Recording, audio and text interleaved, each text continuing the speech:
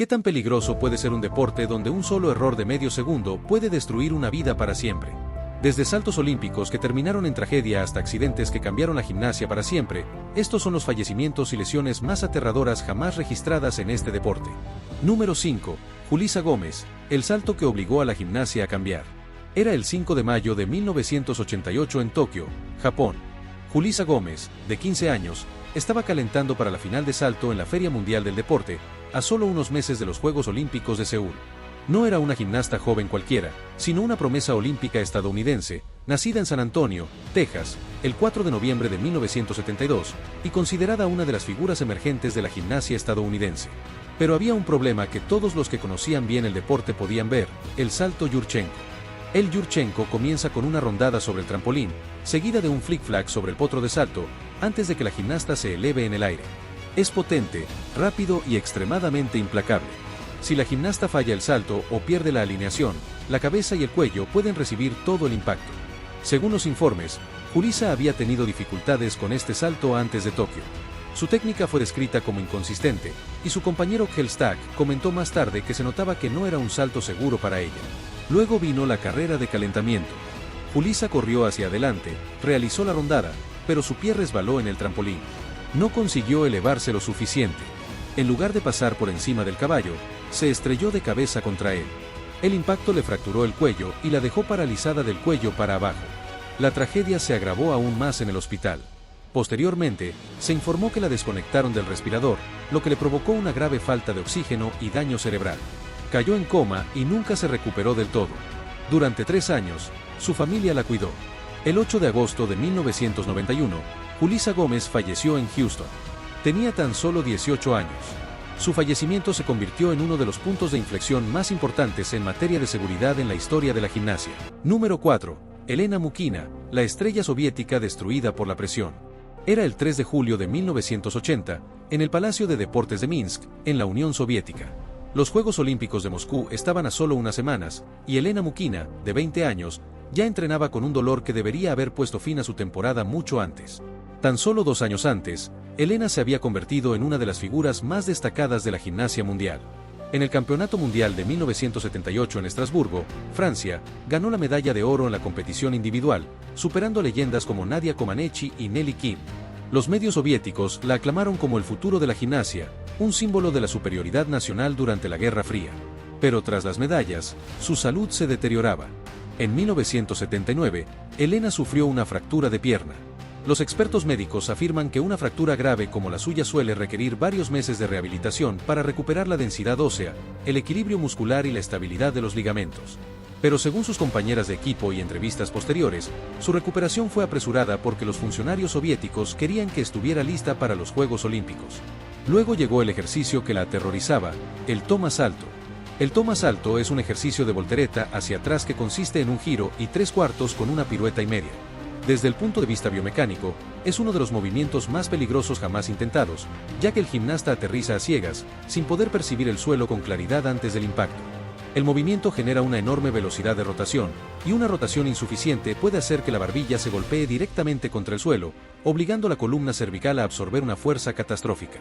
Incluso las autoridades de la gimnasia moderna consideran este movimiento tan peligroso que ahora está prohibido en las competiciones internacionales. Según se informa, Elena le dijo a su entrenador, Mikhail Klimenko, en repetidas ocasiones que le daba miedo realizar esa maniobra. En entrevistas posteriores, advirtió que podría romperse el cuello al intentarla. Pero en el sistema deportivo soviético, negarse a seguir a un entrenador podía significar perder la plaza olímpica por completo, así que lo intentó de todos modos. Durante el entrenamiento, Elena no completó la rotación del toma salto. Su barbilla golpeó el suelo con gran violencia, fracturándose el cuello al instante y dañándose la médula espinal. Testigos presenciales afirmaron que el gimnasio quedó en silencio inmediatamente después del impacto. Elena quedó paralizada del cuello para abajo. Lo que sucedió después conmocionó a muchos atletas incluso más que el propio accidente. Al parecer, las autoridades soviéticas intentaron ocultar la verdadera causa de la lesión. Se difundieron públicamente diversas explicaciones, incluyendo la afirmación de que se cayó de la barra de equilibrio. Excompañeras de equipo sugirieron posteriormente que las autoridades temían que el accidente revelara la brutal presión a la que se enfrentaban los atletas soviéticos a puerta cerrada. Elena sobrevivió a la lesión, pero pasó los siguientes 26 años prácticamente paralizada. Necesitó atención médica constante y vivió gran parte de sus últimos años con fuertes dolores físicos. El 22 de diciembre de 2006, Elena Muquina falleció a los 46 años. Su historia se convirtió en uno de los ejemplos más sombríos de lo que sucede cuando los atletas de élite son tratados como máquinas en lugar de seres humanos. Número 3. Melanie Coleman, el entrenamiento que se volvió fatal. Era el 8 de noviembre de 2019, en el condado de New Haven, Connecticut. Dentro de las instalaciones de gimnasia New Era, Melanie Coleman, de 20 años, estaba realizando una sesión de entrenamiento normal en las barras asimétricas. Nada en aquel momento parecía peligroso. No había cámaras olímpicas, ni acrobacias experimentales, ni retos temerarios, solo una repetición más de un entrenamiento de una gimnasta que había dedicado la mayor parte de su vida a perfeccionar este deporte. Melanie creció en Milford, Connecticut, en una familia profundamente ligada a la gimnasia. Su madre y sus hermanas habían competido antes que ella, y al llegar a la universidad se había convertido en una de las atletas más destacadas de la Universidad Estatal del Sur de Connecticut.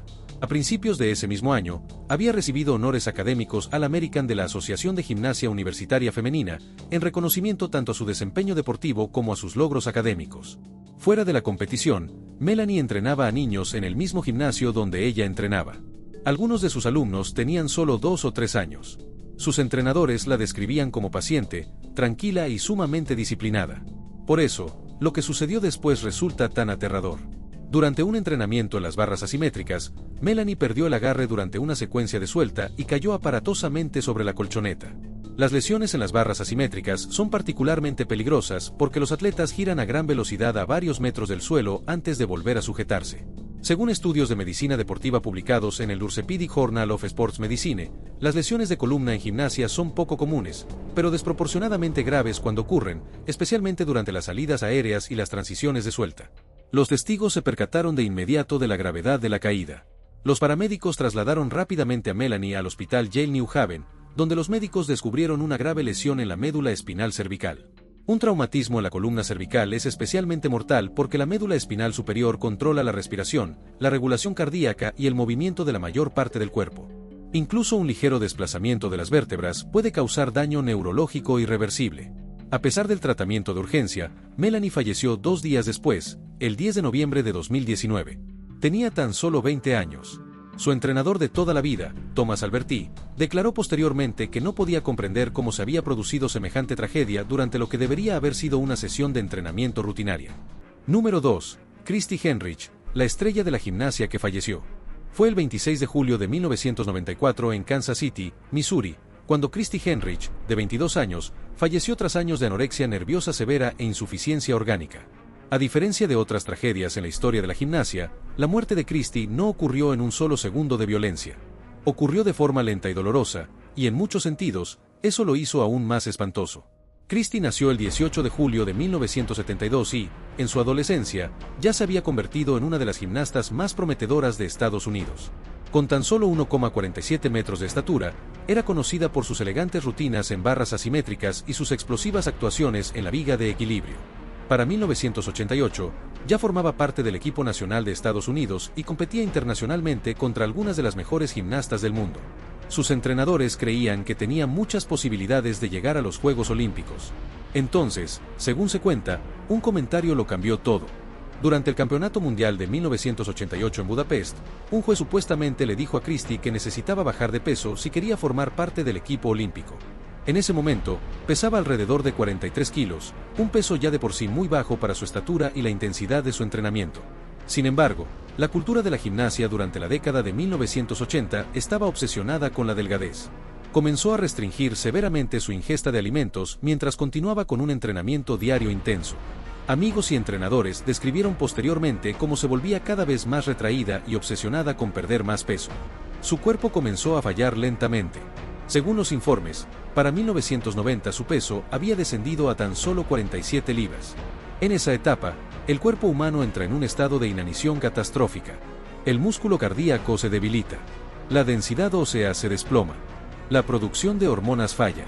Los órganos comienzan a consumir las proteínas almacenadas en el propio cuerpo para sobrevivir. Falleció tan solo 8 días después de cumplir 22 años. Su fallecimiento conmocionó al mundo de la gimnasia porque puso al descubierto algo que muchos habían ignorado durante años. Las atletas no solo se lesionaban por técnicas peligrosas, sino también por la cultura que rodeaba a este deporte. Tras el fallecimiento de Christie, comenzaron a aparecer cambios importantes en la gimnasia. Las cadenas de televisión redujeron la atención pública que se prestaba al peso de las atletas. Los entrenadores recibieron más formación sobre trastornos alimentarios y las organizaciones deportivas empezaron a hacer hincapié en la nutrición y el apoyo a la salud mental. Pero para Christie Henrich, esos cambios llegaron demasiado tarde. Número 1. Zhang Lan, la caída que se convirtió en una pesadilla internacional. Fue el 25 de julio de 1998 durante los Juegos de la Buena Voluntad en la ciudad de Nueva York. La gimnasta china Zhang Lan, de 17 años, se encontraba en la pista de salto preparándose para lo que debería haber sido un simple calentamiento. Zhang no era una atleta desconocida. Ya era una de las mejores especialistas en salto de China. El año anterior había ganado el título nacional de salto. Sus entrenadores creían que podría convertirse en una de las estrellas del próximo ciclo olímpico. Los periodistas que cubrían los Juegos describieron su potencia en el salto como explosiva, inusualmente fuerte incluso entre las gimnastas de élite. Y entonces, en cuestión de segundos, todo se derrumbó. Durante un salto cronometrado de calentamiento, Zhang corrió hacia el aparato y se elevó en el aire. Pero en pleno vuelo, perdió el control de su rotación. Los testigos dentro del estadio dijeron que el aterrizaje fue erróneo de inmediato. Se estrelló de cabeza contra el suelo con una fuerza devastadora. El impacto le causó graves daños en la columna cervical. Los especialistas médicos confirmaron posteriormente la parálisis desde el pecho hacia abajo. Las lesiones cervicales se encuentran entre las más catastróficas en la medicina deportiva, ya que la médula espinal superior controla tanto el movimiento como las funciones neurológicas vitales. Zhang fue trasladada de urgencia al centro médico de la Universidad de Nassau, donde los cirujanos le practicaron una estabilización espinal de emergencia. Sin embargo, el daño era irreversible. Lo que convirtió la tragedia en una de las controversias más inquietantes de la gimnasia fue la declaración posterior de Zhang sobre la causa del accidente.